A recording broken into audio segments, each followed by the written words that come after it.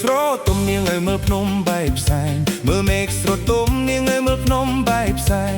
បងគិតដល់សង្សារខ្លួនឯងអូឡានាងអើយក្រមុំនាងរត់ណាទៅណានាងរត់ទៅស្រែឬមួយនាងបែរទៅចំការនាងរត់ទៅស្រែឬមួយនាងបែរទៅចំការសង្សារបងនាងរត់ទៅណាអូឡានាងអើយមិនដេចបងមិនដឹងរឿង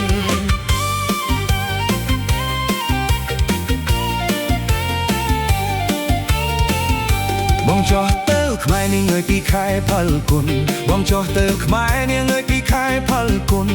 សងសាបងគេយកទៅមុនអូឡានាងអើយរកគៀបចងបងយកមកវាឲ្យសានាងអើយរំដៃវាឲ្យច្រងយកមកវាឲ្យស្នាងអើយរំដៃវាឲ្យច្រងឲ្យរត់ថ្មីនាងអើយសងបងអូឡានាងអើយសំបងត្រជាក់ចិត្ត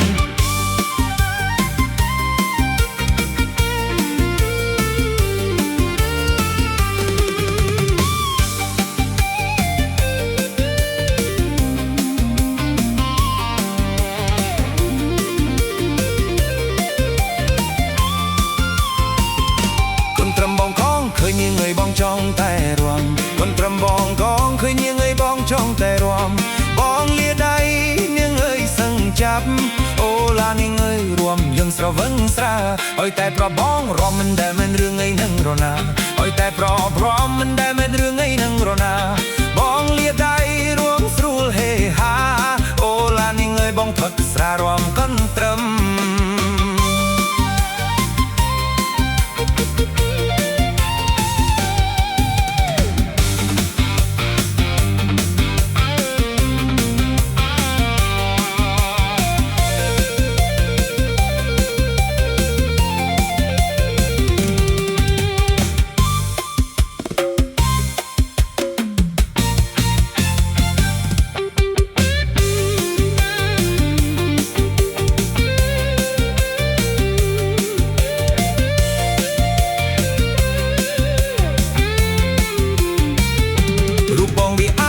នាងអើយសក់បងវាកាន់ច្រាញ់រូបបងវាអាក្រក់នាងអើយសក់បងវាកាន់ច្រាញ់